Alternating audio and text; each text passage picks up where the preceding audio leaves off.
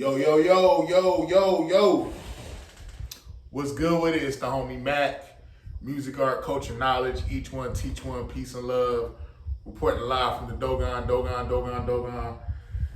Yeah, so this is another session of MACK Minutes. I don't know what I would entitle this session of MACK Minutes. I guess I'll come up with something witty. You guys can you'll peep it.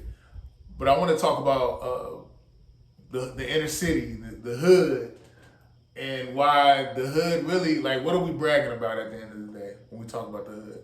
Like, I understand we take pride in where we're from. We take pride in the cultures and subcultures that may exist in the hood that we identify with. The hood made me. I get it, because it was your milieu, it was your ecosystem that fomented your thought process, that gave you a sense of self, and even imbued you with a narrative that gave you purpose. I don't negate those things, but essentially the hood is a colony. What is a colony? Let me look at the Oxford Language Dictionary. A colony is a country or area under the full or partial political control of another country, typically a distant one, and occupied by settlers from that country. A group of people of one nationality or ethnic group living in a foreign city or country. Population, territory, possession, holding, dependency.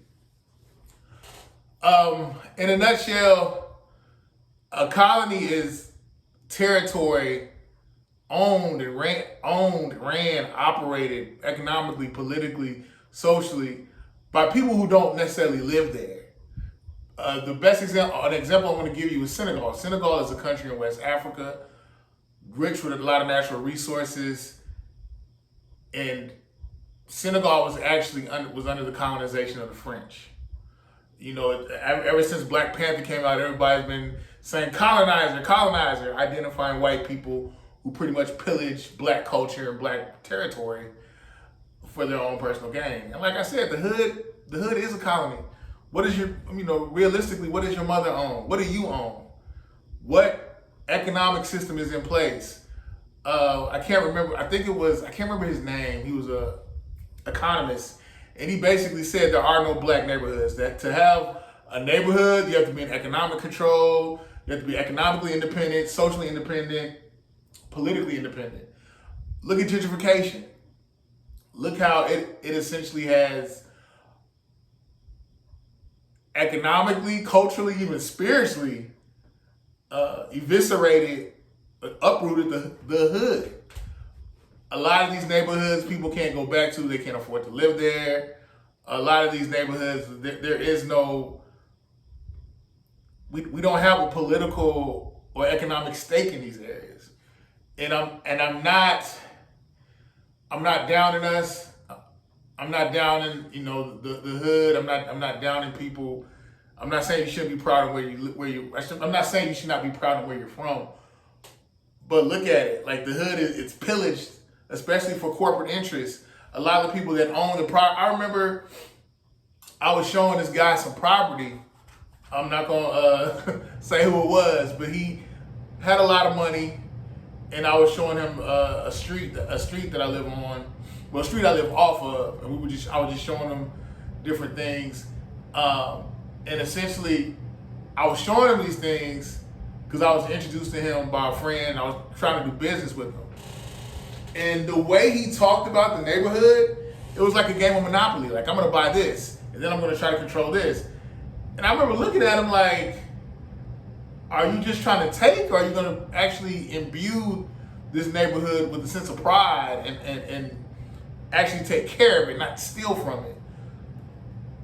But that gave me perspective, like, dang, like the hood is literally chopped up in different pieces, just kind of like how the French, not just the French, but how the Europeans underdeveloped Africa and just decided pretty much. All these European nations decided to split Africa up in pieces and decide what they were going to take, who was going to take what. I can't remember that conference, but in that conference they sat down and they divided Africa like a piece of cake. And the thing about colonization is it's pimping.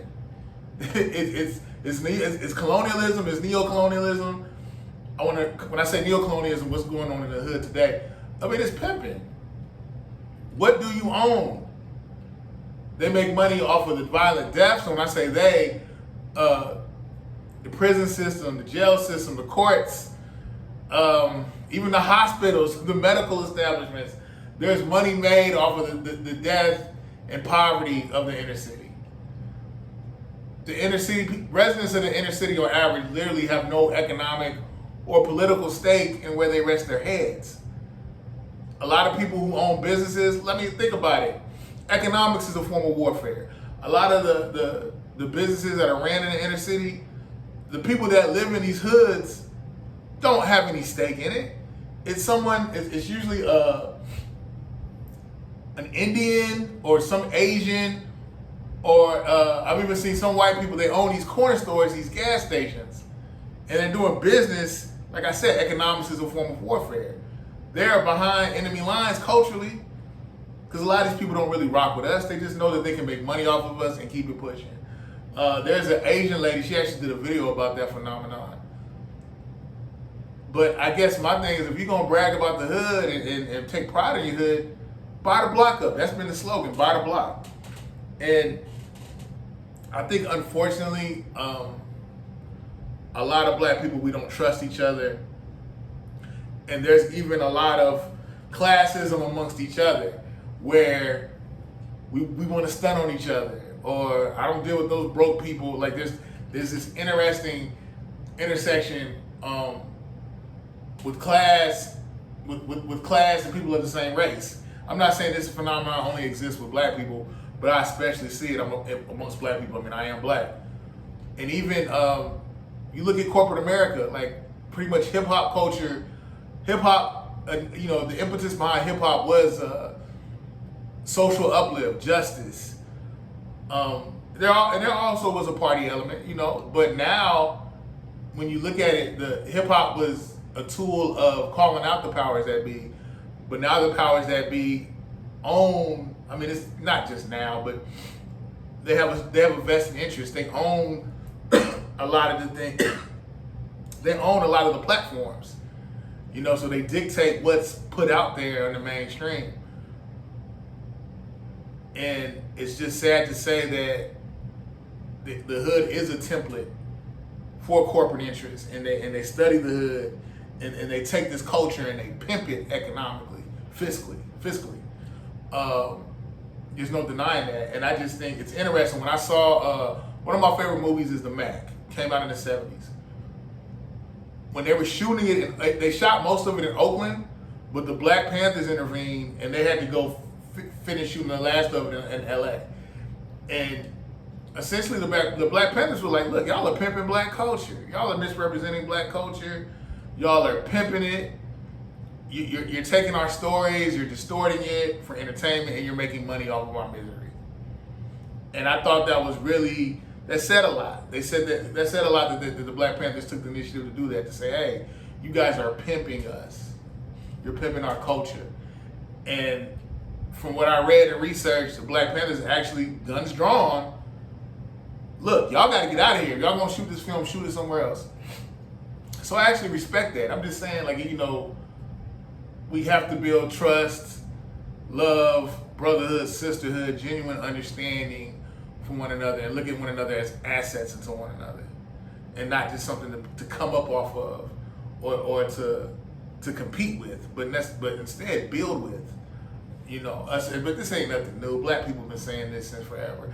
It's just I just feel like we don't have the character to do it, we're too selfish to do it, or we just don't give a damn. We have way more tools at our disposal to be successful and to build an ecosystem that politically, economically, socially serves us. Why are we not doing it? But it's the homie Mac. Hopefully I gave you something you could glean from. I'm trying to keep these Mac minutes a little shorter, but each one teach one, peace and love. Signing out from the Dogon. Own yourself. Build, build, build. I'm out.